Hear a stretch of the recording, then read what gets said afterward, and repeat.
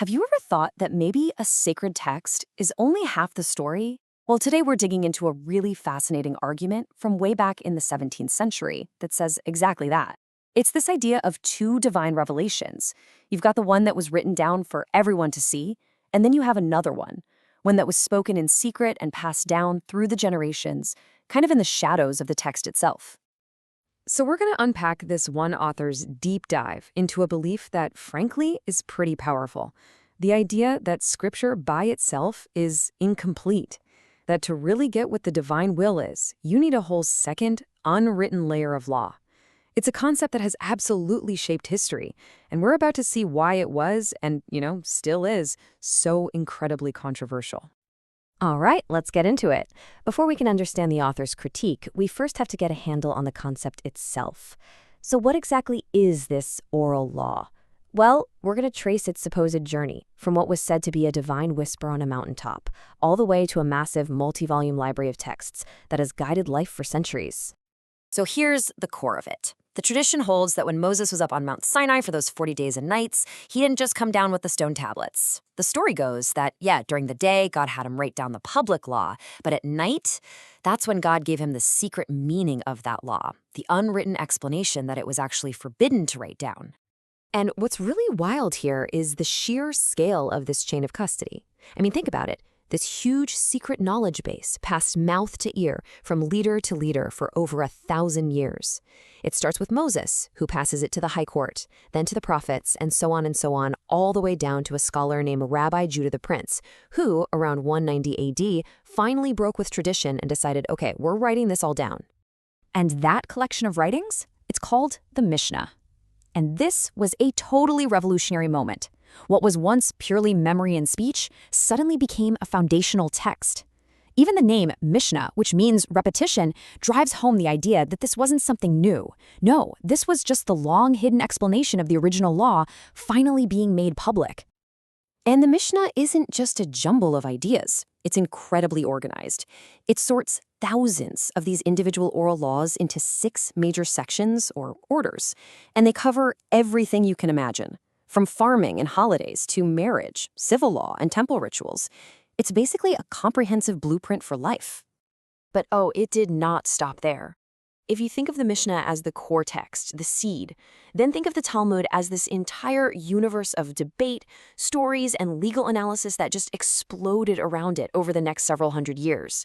It's this massive, sprawling work that records generations of scholars arguing, interpreting, and wrestling with what the Mishnah actually means. Okay, so now that we've got a good grasp on what the oral law is, let's pivot and see how our 17th century author builds his case against it. And he doesn't just disagree, he mounts a full-on, systematic challenge to its divine authority. And he starts with Scripture itself. This one verse, right here from the Psalms, this is the cornerstone of his entire argument. For him, this isn't just some nice poetry. He sees it as a direct statement of fact, coming from the written word itself. The law of the Lord is perfect. And that one word, perfect, well, that's the key to everything. So this leads him to his central, really logical challenge. He asks, if the written law is already perfect, if it's complete, if it's sufficient, then why on earth would you need a second, secret oral law? The very idea of needing another one implies the first one isn't perfect. For the author, it's a flat-out contradiction. A perfect thing needs no help. And he doesn't just stop there. He launches this multi-pronged attack. He argues from silence, asking, hey, if this oral law is so important, why is there zero mention of it at Mount Sinai? And why did the prophets, who called out every other sin imaginable, never once mention people breaking this oral law? He points out that God told Moses to write the whole law, and time and again directs people back to what was written. Okay, now this is where the whole argument takes a really provocative twist. See, his critique of the oral law isn't really just about one religion. He uses it to build a much, much bigger thesis by drawing a direct and, especially for his time, a pretty startling comparison to another major world faith. He starts by laying out what he sees as parallel origin stories. He points out that, look, the proponents of the oral law and the Roman Catholic Church both claim to have a body of unwritten divine tradition. One comes from Moses on Sinai, the other from Christ and the apostles.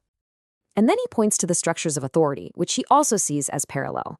He argues that each system has an official body, a high court, like the Sanhedrin or church councils, and a single figurehead, a high priest or a pope, who's in charge of guarding and interpreting all this special knowledge. And right here, this is the absolute core of his comparison. The author claims both systems basically have the same view of the written word. Sure, it's the foundation, it's holy, but it's also insufficient. He says both argue that you can't properly understand Scripture on its own, that you need the key of their unwritten tradition to unlock its true meaning. And to really drive his point home, he points out this fascinating shared piece of language. He says that in both of these systems, people who rejected tradition and said, nope, only the written word has authority, they got branded with a special name, like Biblists or Scripturarians. And that wasn't a compliment. It was basically a label for a heretic. So where does all this lead?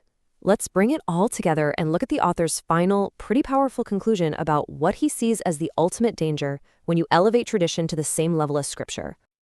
Yeah, he does not hold back. From his 17th century viewpoint, he concludes that this very principle, this idea of relying on an unwritten law, was the main reason for what he calls a grand apostasy in both faiths, which he believed led them away from the truth of the written word. He argues this whole framework creates a system that is, in his words, incurable. And why? Because any argument you bring from Scripture can just be dismissed by the higher authority of the unwritten tradition. In his view, it allows new doctrines to be created out of thin air, all while being stamped with the authority of ancient divine revelation. You know, this argument from centuries ago forces us to think about a question that's just as relevant today, whether you're talking about religion or law or even a constitution. It's this essential tension that any living tradition has to deal with. What is the proper role of interpretation? When does tradition light up a text and help us understand it? And when does it actually end up rewriting it? That is a very fine line, and it's one we're still debating to this very day.